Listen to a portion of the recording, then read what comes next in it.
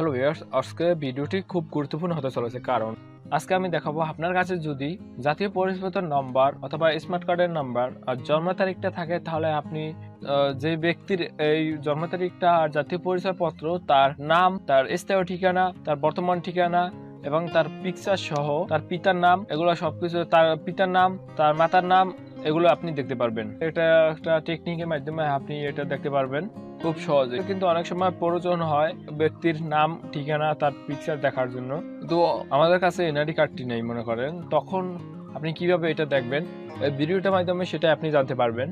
তো চলুন বেশি দেরি না করে ভিডিওটি শুরু করি।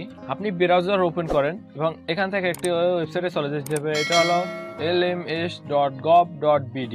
এই ওয়েবসাইটটি সাধারণত লাইসেন্সের ক্ষেত্রে ব্যবহার করা হয়। তো এটার মাধ্যমে কিন্তু আপনি আপনার জন্ম তারিখ এবং এনআইডি কার্ডের নাম্বার অথবা জাতীয় পরিচয়পত্র নাম্বার দিয়েও আপনি আপনারটা দেখতে পারবেন। একটা ছোট্ট একটা টিপসের মাধ্যমে প্রথমে আপনার বিভাগটা সিলেক্ট করে দিতে হবে, তারপর আপনার অফিস সিলেক্ট করে দিতে হবে। এখান থেকে আপনি যে কোনো একটা অফিস সিলেক্ট করে দিলেই হবে।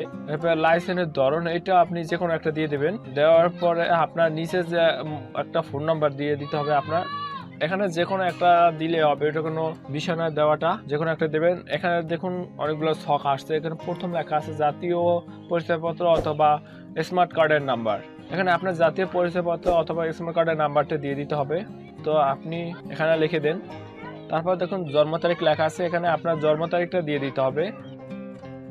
এখানে দেওয়ার পরে যাচাইয়ের উপর ক্লিক করে দেবেন।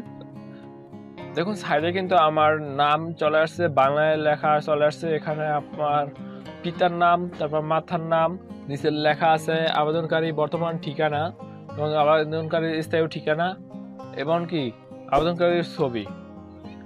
এখানে কিন্তু আপনার এ টু জেড সবকিছু চলে আসছে। তো আপনি খুব সহজভাবেই এই টিপসের মাধ্যমে আপনি নাম, ঠিকানা এবং ছবিটি দেখতে পারবেন। ভিডিওটি ভালো লাগলে অবশ্যই আমাদের চ্যানেলটি সাবস্ক্রাইব করে পাশে থাকবেন। আর যদি অলরেডি সাবস্ক্রাইব করে থাকেন তাহলে থ্যাংক ইউ সো মাচ।